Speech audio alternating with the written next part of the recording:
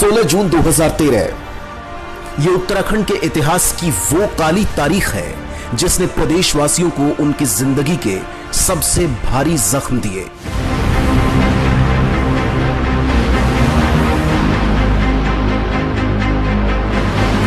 ये वो तारीख है जिस दिन पूरी दुनिया के सामने शुरू हुआ मौत का भयानक मंजर। मगर आज जो हम आपको बताएंगे वो कहानी है उत्तराखंड को उस भयानक त्रासदा से बाहर निकालने की।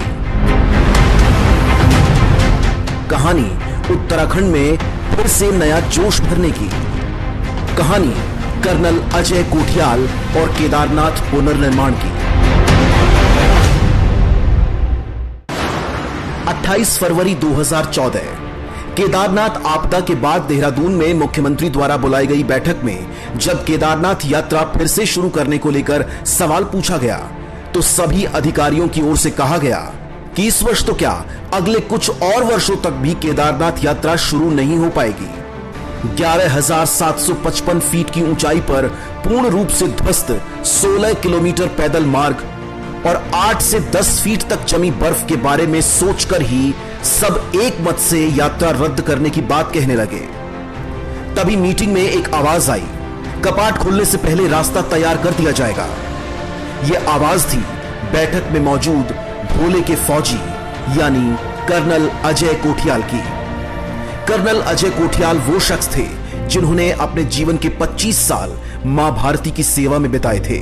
उन्हें सभी ने याद दिलाया कि यात्रा शुरू होने में मात्र 2 महीने ही बचे हैं।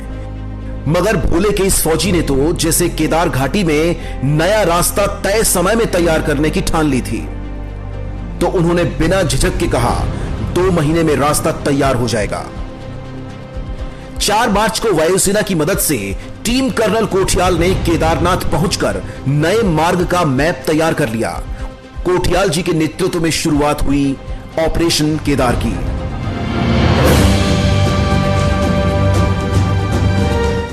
गौरीकुंड से रामबाड़ा तक 7 किलोमीटर मार्ग पुराने रास्ते के अनुसार ही बनाना प्रारंभ किया गया, परंतु रामबाड़ा से आगे के रास्ते का पिछले साल आई आपदा ने नामो निशान मिटा दिया था।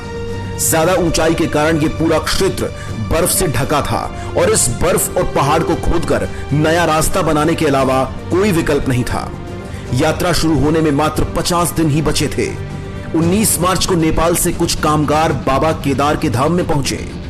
भयानक आपदा के बाद रामबाड़ा का पूरा इलाका जमींदोज हो गया था। इसीलिए कर्नल अजय कोठियाल जी ने यह निर्णय लिया कि मंदाकिनी नदी पर पुलिया का निर्माण करके दूसरी तरफ रामबाड़ा का विकल्प स्थापित किया जाएगा। 16 किलोमीटर के इस मार्ग को लगभग 1 महीने में शुरू करने की चुनौती बहुत बड़ी थी, इसलिए अलग अलग टीमों का गठन किया गया। कोई टीम बड़े पत्थरों को तोड़ रही थी, कोई टीम नदी से रेता और बजरी निकाल रही थी, तो कोई टीम पानी पहुंचा रही थी। एक अलग टीम खच्चरों से सोनप्रयाग तक सीमेंट पहुंचा रही थी। रास्ता खोदने के बाद जैसे ही पुश्ते की चिनाई होती जाती तो पीछे वाली टीम उस पर मिट्टी और पत्थर भरकर उसे रास्ते का रूप देती जाती। एक टीम बड़े पत्थरों को तोड़कर उन्हें रोड़ी के आकार का रूप देती हुई जा रही थी। खाना बनाने के लिए एक अलग टीम थी, क्योंकि इतनी बड़ी संख्या में लोगों के लिए समयानुसार चाय और खाना बनाना भी एक बड़ा टास्क था। दिन भर काम करने के बाद जब कामगार अपने टेंट्स में पहुंचते तो खाना बनाने वाली टीम के तैयार खाने को खाकर आराम करके अगले दिन के लिए तरोताजा हो जाते।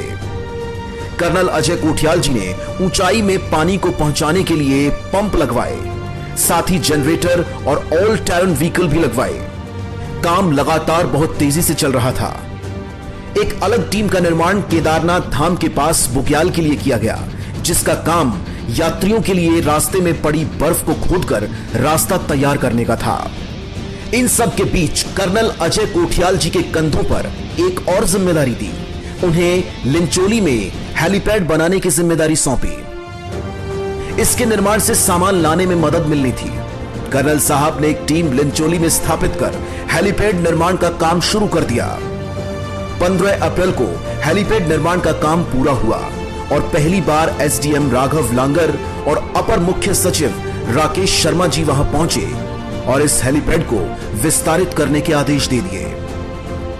यह हेलीपैड इतना बड़ा बनना था कि यहां 4 हेलीकॉप्टर एक साथ उतर जाएं या एक MI-17 हेलीकॉप्टर की लैंडिंग हो जाए। अब बाबा केदार के धाम वाले रास्ते में एक साथ 4 जगह काम हो रहा था। अब जैसे ही गर्मी बढ़ने लगी थी और बर्फ पिघलने लगी थी तो मंदाकिनी नदी में जलस्तर बढ़